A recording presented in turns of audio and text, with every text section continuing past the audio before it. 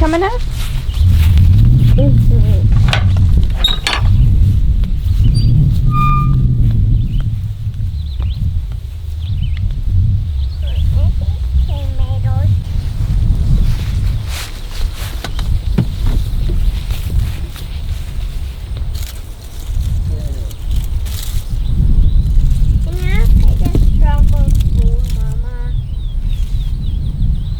Hey everyone, welcome back to another video. Today I'm very excited to show you our raised bed garden tour. It is nearing the end of July and everything's been pretty prolific for us, so we've been really excited about everything. So just to give a little backstory about this garden, when we bought this house in 2016, there was absolutely nothing here, no garden, no anything. So we decided we wanted to give raised bed gardens a try. So one thing that we have to really deal with in Pennsylvania, sorry, Everett's over here, I don't know if you can see him playing in the water.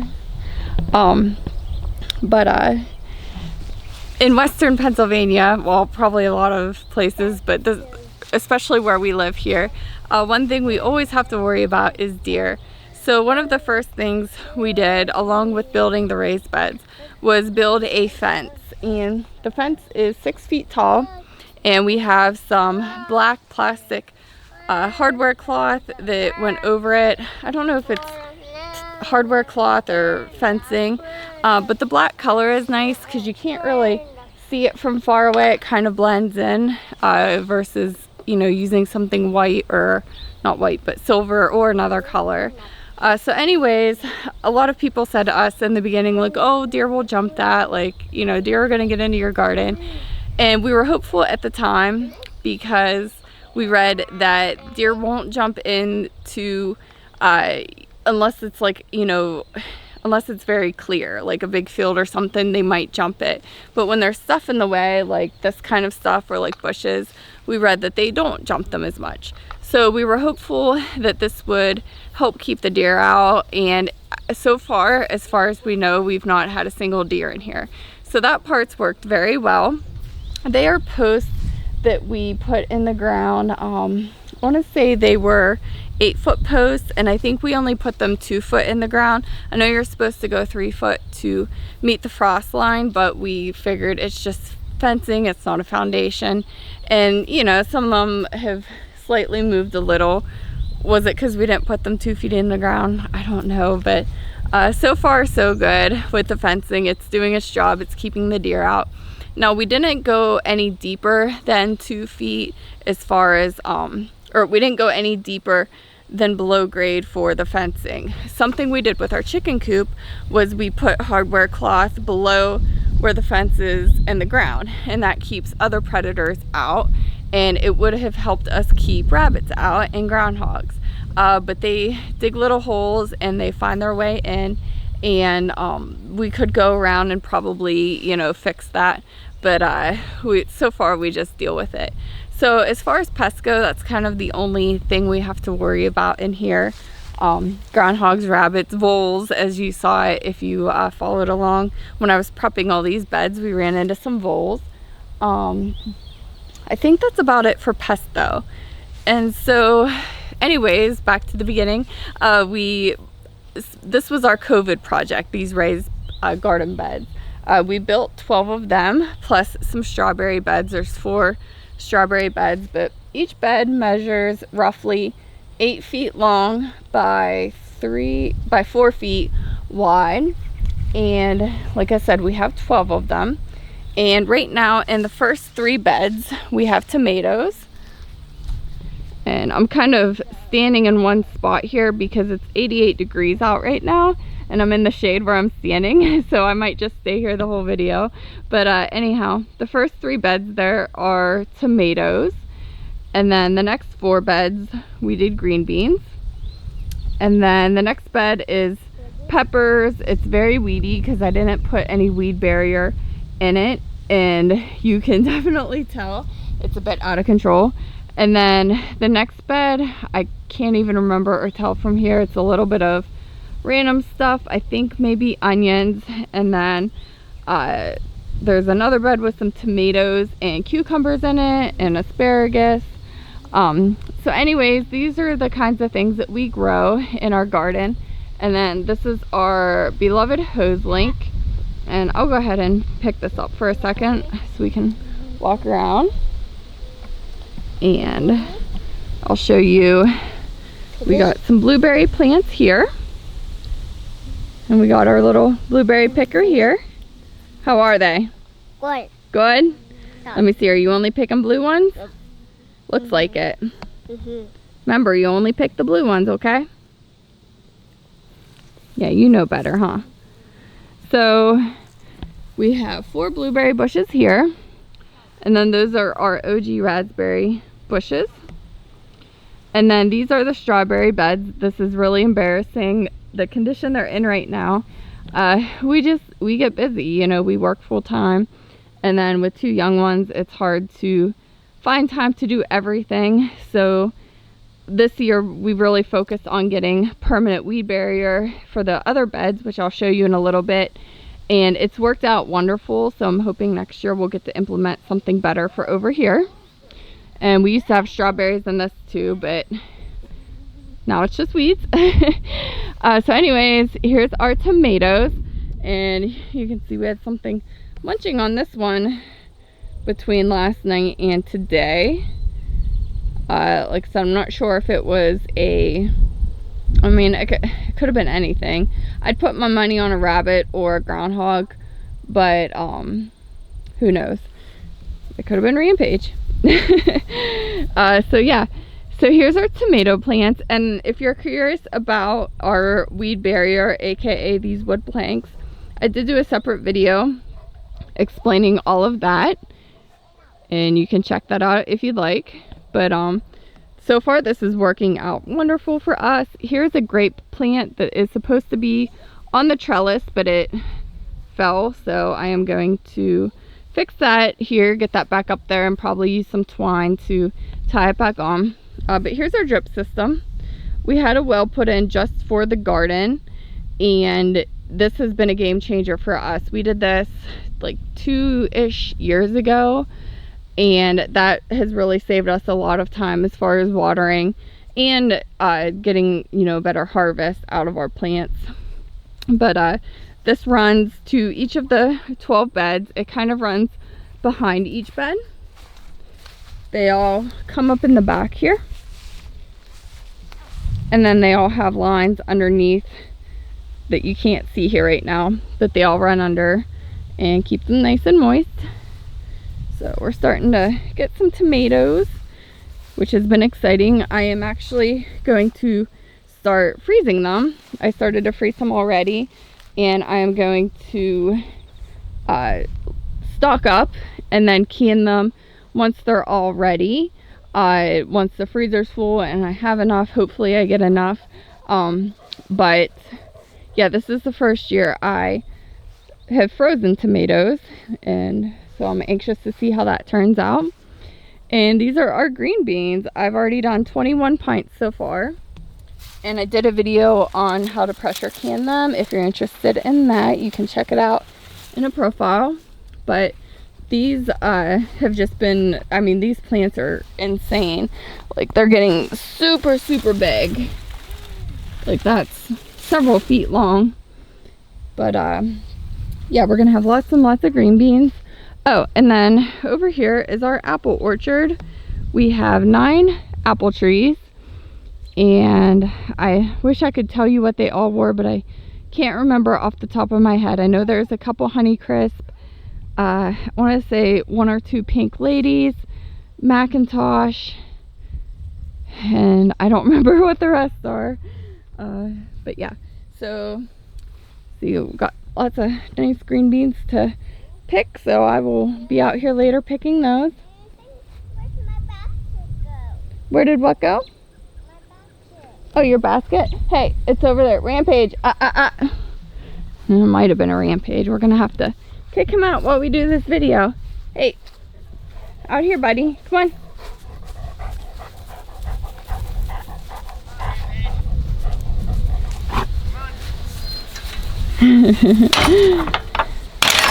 Oh, Rampage. I'm going to see Daddy. Oh, you want to go see Daddy? Okay. Okay, sorry about that. The child and the dog got bored with me, and so they went to go see Daddy. But anyways, so down here we have our peppers. Now, we didn't get a chance to put the wood planks down for weed barrier this spring. We had already planted the plants, and so next year we're going to definitely do that. We do have lots of peppers in here, and I kind of wonder if the bindweed did them a favor, because I know that pepper plants don't like to be too much, like don't like to get too much sun. So the bindweed kind of like provided a shade for them. But there's a bunch of peppers in there. A lot more than what we will probably need. I like to dice them up and freeze them. And then anytime I freeze them in like 1 cup portions. And then anytime I'm cooking with them and need some diced peppers, they're just so easy to grab out of the freezer and toss them in. And it's like, you know, getting fresh peppers in the middle of winter. It's really nice. But this bed was just kind of a little bit of everything.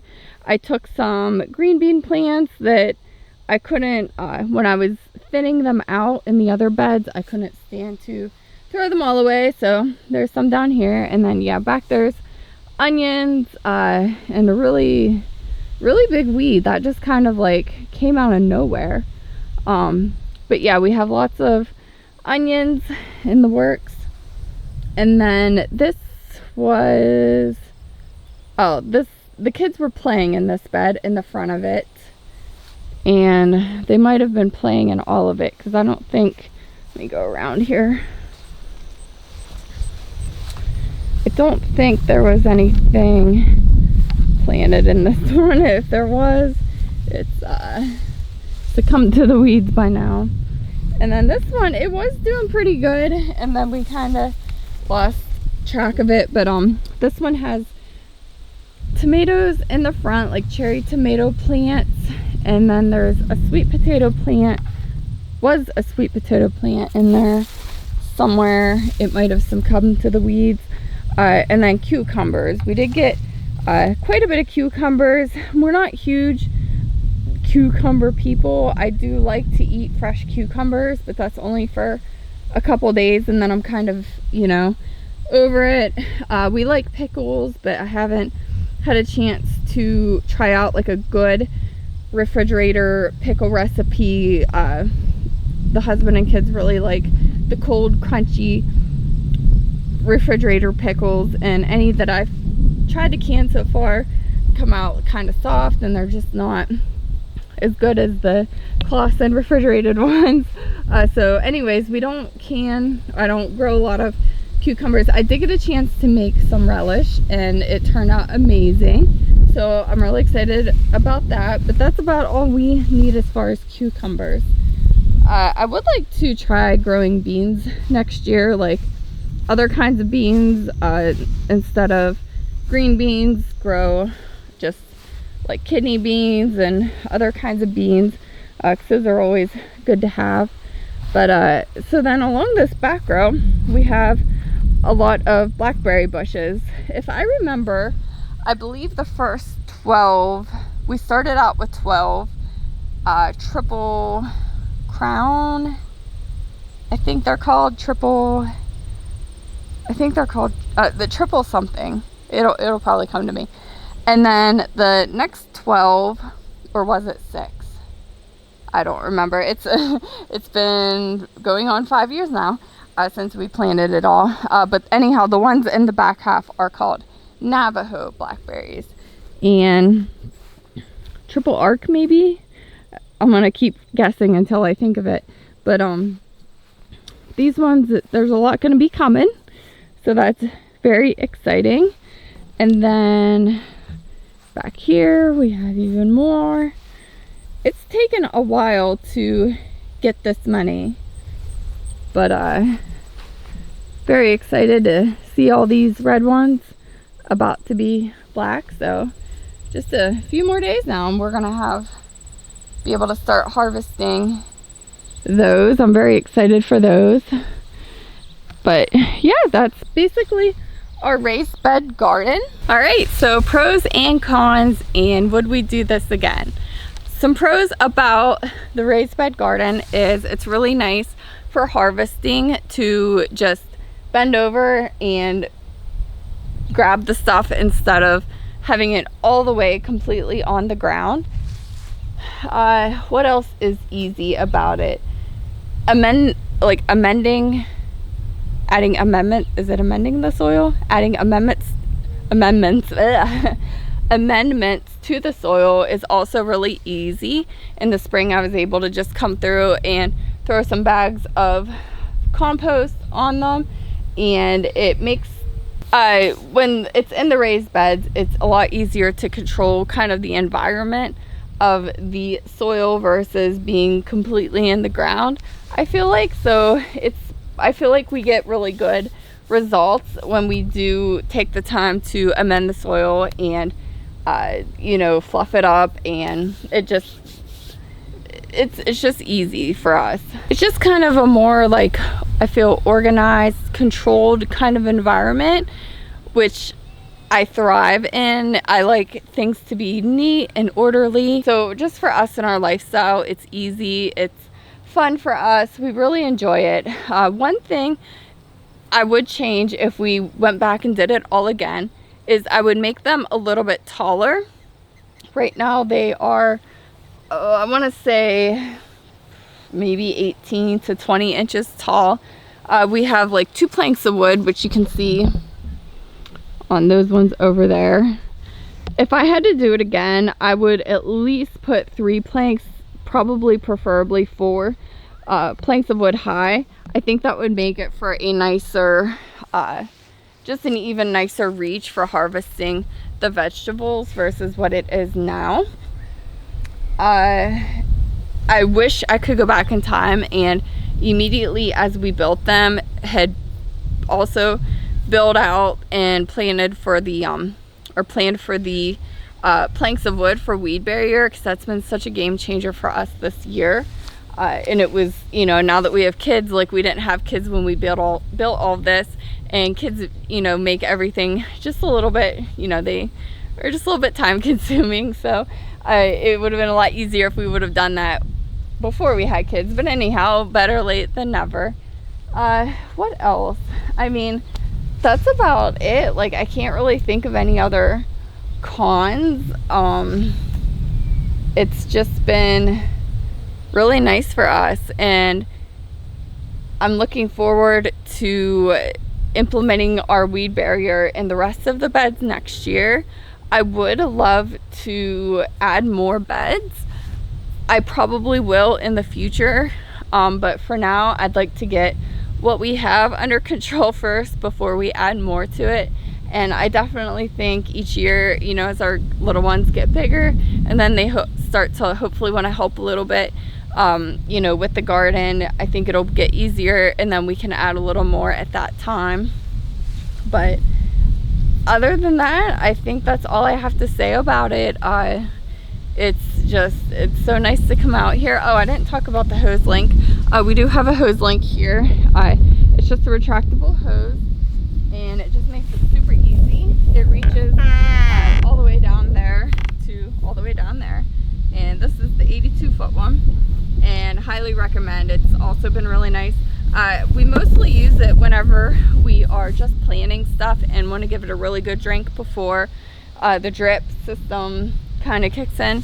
So we use it mostly in the spring, but sometimes it's just nice out here to have a hose if you want to rinse your hands off or you know, feet off, whatever.